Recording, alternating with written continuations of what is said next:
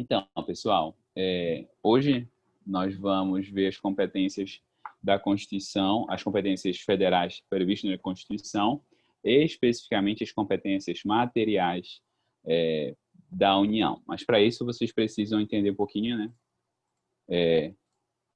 Como é que se organizam essas competências na Constituição. Olha só, gente, a gente tem dois grandes grupos de competências que nos interessam aqui em Constitucional. Eu incluí logo os três grupos para vocês saberem do todo, embora aqui em Constituição a gente vai ver duas. A Constituição prevê competências materiais, competências legislativas e competências tributárias. As competências tributárias, por óbvio, não serão objeto da nossa disciplina, serão objeto lá de direito tributário. Bem, a Constituição, ela prevê, então, aqui em Constitucional que nos interessa, dois grandes grupos de competências, as competências materiais e as competências legislativas. O que são competências materiais, pessoal? Competências materiais são competências que a gente chama de político-administrativas. São competências que aquele ente, União, Estados, municípios ou Distrito Federal, exercem como uma entidade política. Então, normalmente está relacionado à sua atuação política, uma decisão de organização, gestão governamental, ou como uma decisão administrativa. Também é possível também. A gente chama de competências também não legislativas. São aquelas outras atribuições que não dizem respeito à produção de normas jurídicas. São competências, portanto, que não têm relação com as normas jurídicas. Quer dizer, tem, em certo sentido, né? Porque em um Estado de Direito, todas as competências são previstas em lei, mas eu quero dizer que quando o Estado exerce essas competências, quando o ente federativo exerce essas competências, ele não está necessariamente inovando o ordenamento jurídico, diferente do que acontece quando tem uma competência legislativa. Na competência legislativa, o papel do ente federativo é inovar o ordenamento jurídico, é criar normas jurídicas, é criar previsões normativas. Então, a Constituição ela traz esses dois grupos de normas, competências materiais e competências legislativas. Como eu disse para vocês lá naquelas primeiras aulas sobre federalismo, existem dois modelos de federalismo, o dual e o cooperativo. No federalismo dual, se vocês relembrarem, você tem separações estanques, separações estáticas de competências. Essa é sua e essa é dele. Cada um exerce as suas competências de uma forma autônoma. No federalismo cooperativo, que é o modelo adotado na nossa Constituição, a Constituição ela prevê, então, grupos de competências que serão de cada ente, que serão atribuídos a um ente e a outro ente, mas ela também prevê muitas competências que serão exercidas conjuntamente. Muitas competências serão de todos. Então, você vai ter um grupo de competências que será de um grupo de competências que será de outro, e um outro grupo será exercido conjuntamente por todos esses entes federativos. E aí tem nomes para isso. E atenção que os nomes são diferentes, tá bom? Esses nomes aqui tem que lembrar. A lista de competências eu nunca peço para decorar, mas esses nomes vocês têm que lembrar. Quando uma competência material ela pertence a um ente apenas, nós chamamos de competência exclusiva. Competências exclusivas são competências que pertencem a um ente federativo e só dele. Só dele. Quando a competência, a material, né? Desculpa, eu acho que estou falando legislativo. Quando a competência material pertence a um ente só, ela é exclusiva. Quando a competência material pertence a vários entes, pertence conjuntamente aos entes federativos, nós chamamos de competências comuns. Comuns. Competências materiais que pertencem ou que serão exercidas conjuntamente pelos entes federativos, competências comuns. As competências legislativas de inovar o ordenamento jurídico, criar normas jurídicas, que vão ser exercidas só por um ente, nós chamamos de competência privativa. Uma competência legislativa privativa é uma competência que pertence apenas a um certo ente federativo. Ele irá produzir todas as normas a respeito daquele assunto, ok? Por fim, eu tenho competências legislativas concorrentes. Competências legislativas concorrentes são aquelas competências legislativas que serão exercidas simultaneamente ou em conjunto pelos entes federativos. Aí você deve estar se perguntando agora, professor, nas competências comuns e nas concorrentes não vai dar confusão? Porque o senhor disse lá atrás que o federalismo ele pressupõe uma organização de competências, porque senão fica um negócio confuso, todo mundo fazendo tudo. Sim e não, né? Gera uma confusão inicial? Gera. Mas existem métodos que nós utilizamos, métodos consolidados pela lei e pela jurisprudência para tentar resolver esses problemas, tá bom? Então, sim, eu não vou negar para vocês, eu vou dizer sim, gera alguns problemas, sim. Competências comuns e competências concorrentes geram crise no federalismo. É só vocês pensarem, por exemplo, na crise agora em relação ao tratamento da Covid, né? Ao tratamento de que eu digo assim, a atuação política em razão da Covid. Porque o Supremo disse, não, realmente é competência comum e concorrente, né? As duas coisas. O Supremo disse, é competência comum porque todos têm o dever de agir em relação à atuação de proteção e de prevenção à Covid, competência material. Mas eles também é competência legislativa concorrente. Então, todos eles podem legislar sobre esse assunto. E aí não, ainda está um caos legislativo. Um fala uma coisa, outro fala outra, e assim por diante. Ok? Então, está uma situação muito, muito difícil. Nós temos, então, competências legislativas concorrentes. Esse é um exemplo, né, de como isso dá uma dificuldade, embora existam métodos para solucionar esses casos. Bem, só para vocês saberem, né?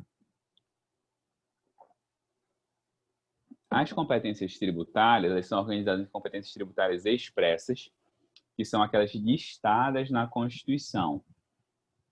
As competências expressas listadas na Constituição, a Constituição já indica qual ente federativo exerce aquela competência tributária. Por exemplo, a competência tributária sobre o imposto de renda, gente, de quem é? Qual é o ente federativo que exerce a competência tributária sobre o imposto de renda? O que vocês me dizem?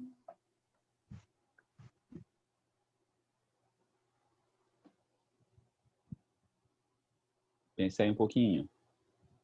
Quem será que cobra o imposto de renda? De quem é o imposto de renda? Não fazem ideia? União. Perfeito, Rai. União.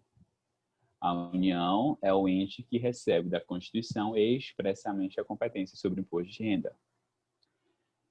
IPVA. IPVA é a competência de quem? Alguma sugestão? Dos estados. Muito bom, Rai. Isso mesmo, dos estados. Então, as competências expressas são aquelas trazidas pela Constituição e elas são indicadas para cada ente federativo. Ok? Além das expressas, a gente tem as residuais. A Constituição diz, olha, se eu esqueci, eu previ muitos tributos, mas se eu esqueci por acaso algum, se sobrou alguma coisa que eu não previ, essa competência é da União. As competências residuais são competências da União. E a Constituição também prevê competências extraordinárias. Normalmente, para situações de guerra, por exemplo, situações de grande calamidade pública, essa competência também é da União, tá bom? Bem, nós vamos ver, como eu disse para vocês, apenas a competência legislativa e a competência material. Vamos começar hoje vendo a competência material da União. Vamos começar hoje vendo o artigo 21 da Constituição. Gente, algumas observações importantes aqui. As competências materiais, como eu disse para vocês, são competências de caráter político-administrativo, ou seja, uma competência que vai envolver uma ação política daquele ente, no caso aqui da União, e que incluirá também atribuições administrativas, prestação de serviços públicos, o exercício da função administrativa do Estado. Ok? Essas atribuições são indelegáveis. O que é que significa isso? Não podem ser dadas a outro ente da federação. Quando nós formos ver as competências legislativas privativas da União, nós vamos ver que a Constituição diz, olha, se a União quiser, ela pode dar essa competência aos Estados. Se ela quiser, ela pode transferir aos Estados. Aqui não. Aqui a competência é apenas da União. Acabou. Ok? A gente vai ver que ela pode, mediante ato administrativo, dizer para o particular exercê-la, supervisionado por ela. Mas ela não pode dizer, não, o Estado vai lá, contrata um particular e supervisiona. Isso ela não pode fazer. Tá bom? Gente, eu não vou querer que vocês decorem. Eu não decoro, vocês não são obrigados a decorar. Até porque vocês vão ter acesso à legislação, né? Mas vocês precisam lembrar dessa lógica básica que permeia o artigo 21 da Constituição. As competências da União, gente, são aquelas competências de caráter nacional. É aquilo que interessa ao país como um todo. Ok? Aquilo que foi de interesse de um Estado apenas, obviamente, vão ser de caráter estadual. Vou dar um exemplo para vocês. Fiscalizar transporte interestadual de passageiros. É competência federal ou estadual? O que é que vocês acham? Fiscalizar transporte interestadual de passageiros. Competência federal ou estadual? O que é que vocês me diriam? Palpites? Ou nenhum palpite?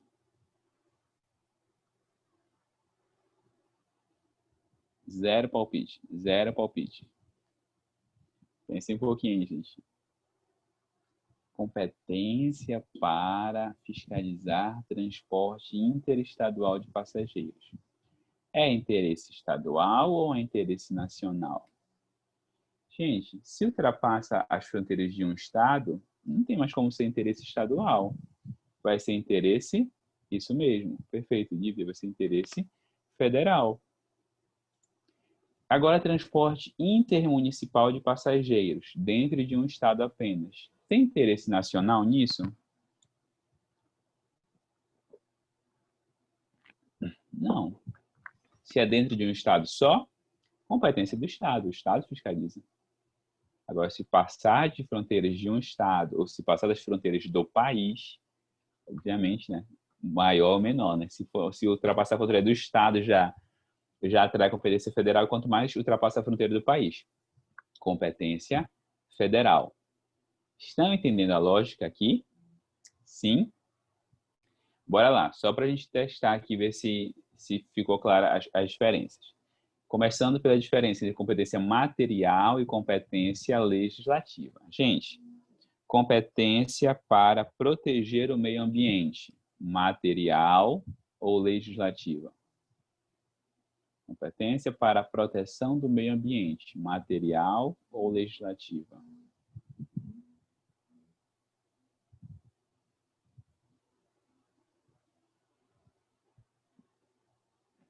O que vocês acham?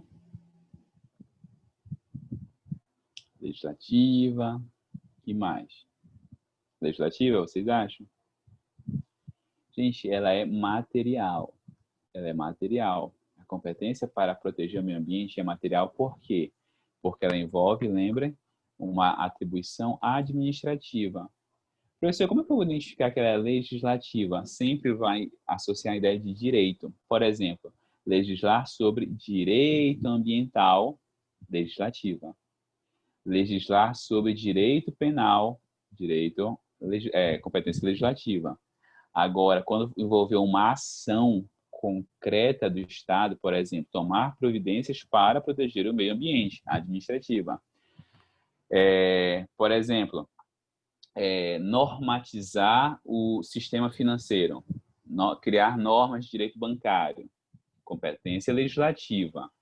Emitir moeda, competência material. Bora lá, mais um teste para vocês. competência para... Deixa eu pensar aqui... Competência para celebrar, manter relações com estados estrangeiros. Competência legislativa ou material. Celebrar relações ou manter relações com estados estrangeiros. Perfeito. Competência material. Envolve uma ação. Envolve uma ação. Ok, gente? Bora lá. Aqui, até aqui, gente. Alguma dúvida em relação a esses conceitos iniciais? Tudo certo? Ou não? Avisem agora para a gente poder ir para a Constituição ver o artigo 21. Tudo certo até aqui? Sim? Então, vamos para o artigo 21.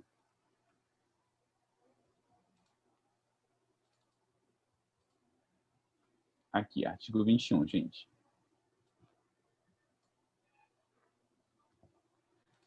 Olha só, percebam a diferença na redação do próprio artigo. Compete à União. Artigo 21. Artigo 22. Compete privativamente à União legislar. Compete privativamente à União legislar. Competência legislativa. Aqui, então, é competência material, tá bom? Competência material da União. Gente, artigo 21. A maioria dos artigos não... A maioria dos incisos até que são claros. Então, assim, nem precisa de muita controvérsia. Alguns eu vou destacar. Primeiro, manter relações com estados estrangeiros e participar de organizações internacionais.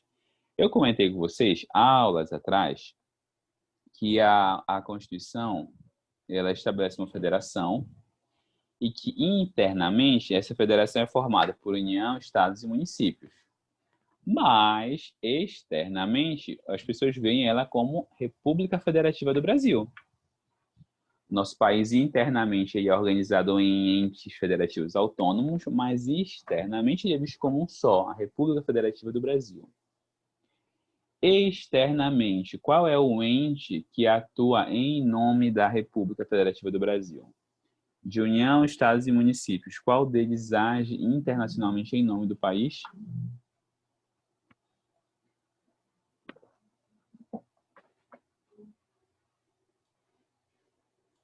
Hein? Gente, a União. É inclusive isso que diz o artigo 21, inciso 1º. Externamente, quem age em nome da República Federativa do Brasil é a União. É ela que tem essa atribuição.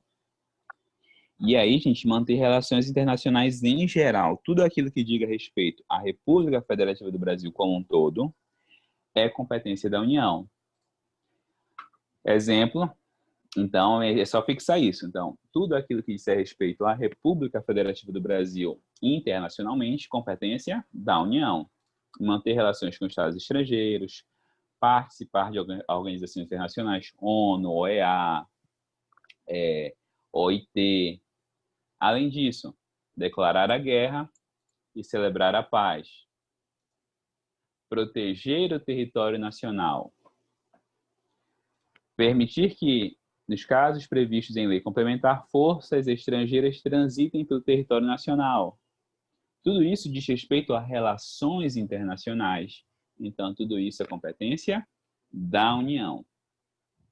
Além disso, quinto inciso, os mecanismos constitucionais de crise, que nós vamos ver lá no finalzinho do semestre. Os mecanismos constitucionais de crise são os mecanismos que a Constituição prevê para a proteção da própria Constituição, das instituições democráticas, em momentos de grande crise institucional. Ela cria sistemas, como vou dizer, ela cria sistemas alternativos, transitórios, para evitar uma crise maior. Então, coloca nesse sistema aqui alternativo até resolver o problema.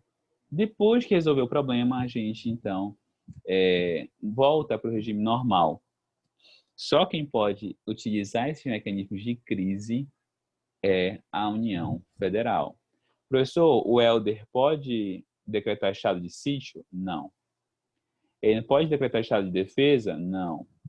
Professor, mas o Helder não pode decretar calamidade pública? Pode, mas calamidade pública é outra coisa. Não tem nem um décimo da força que essas instituições, que esses institutos constitucionais têm, tá bom?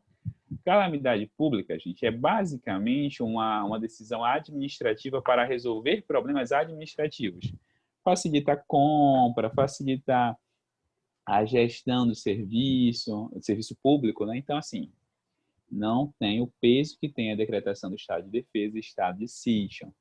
Só para vocês lembrarem, claro, na Constituição do Brasil isso não acontece mais, né? Nossa Constituição não autoriza a suspensão da democracia, mas são estados de efetiva restrição de direitos. Então, Getúlio Vargas, quando ele quis dar o golpe, ele decretou o estado de sítio, tá? Isso, de novo, não existe, né? Na nossa Constituição atual isso não existe, essa possibilidade de suspensão da democracia. Sexto, gente, autorizar e fiscalizar a produção e comércio de material bélico, tá bom? Por isso, o Diego queria comprar uma Glock. O Antônio Diego queria comprar uma Glock, ele vai poder comprar ali na esquina? Não, ele tem que pedir autorização onde? Onde ele tem que conseguir autorização para ter uma Glock em casa? Glock é uma arma, para quem não sabe, tá? Onde é que se consegue autorização para ter uma arma, gente? Não sabem? Creio que com o Exército, professor. O Exército ou a Polícia Federal, tá bom? Os dois têm atribuições em relação a isso, os dois vão exercer esse controle, tá bom? Gente, inciso 7º, emitir moeda. Obviamente, né? Esse aqui é um exemplo óbvio de competência federal. Já pensou? Cada estado tem uma moeda? Estado do Pará adota, sei lá, depois vocês pensam no nome de uma moeda aqui. Aí o Maranhão é outra moeda. A pessoa tem que fazer câmbio de um estado para o outro? Não existe, né? Então, a emissão de moeda é competência federal. Administrar as reservas cambiais do país, ou seja, administrar os recursos que o Brasil tem que a gente chama hoje de padrão dólar. Durante muito tempo, as reservas do país eram feitas em ouro, né? Isso aí, até o início do século XX. No início do século XX, por causa das guerras, foi trocado o padrão chamado padrão ouro para o padrão dólar. E a partir daquele instante, então, as reservas internacionais começaram a ser feitas em dólar. E aí, então, nós temos como principal moeda, né, de reserva cambial o dólar. Então, a reserva do Brasil é em dólar. Fiscalizar as operações de natureza financeira, então, que envolvam o mercado financeiro, especialmente as de crédito, tá bom? Como empréstimos e financiamentos. Câmbio, essa troca de moeda, e capitalização, que vai ser as formas de poupar, né? Bem como seguros e previdência privada. Tudo isso vai ser fiscalizado pelo governo federal, pela União, tá bom? Aí nós temos várias instituições que vão exercer esse papel, tá? Por exemplo,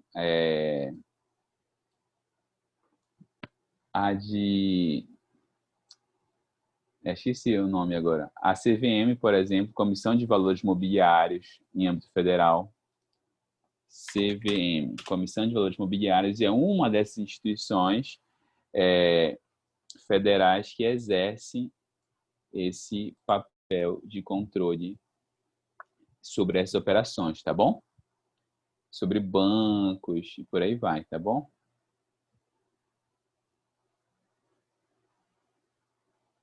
Para o Banco Central, exerce uma atribuição em relação a isso, enfim. É direito financeiro como um todo, o direito econômico, melhor dizendo, como um todo. Nono, inciso nono. Elaborar e executar planos nacionais e regionais de ordenação do território e de desenvolvimento econômico e social. Pessoal, se vocês forem lembrar, lá no artigo 3º da Constituição, nós vimos que um dos objetivos da nossa República é erradicar a pobreza e reduzir as desigualdades regionais e sociais. Pessoal, com isso, a Constituição mesmo diz no artigo 21 que a União tem a obrigação de criar modos, criar planos para reduzir essas desigualdades. Então, para promover um melhor equilíbrio de desenvolvimento dentro do território nacional. Para isso, foram criadas, ainda antes da Constituição, né, a Constituição assegura isso, foram criadas as chamadas agências de fomento, né? Uma das mais famosas é a SUDAM e a outra é a SUDENE.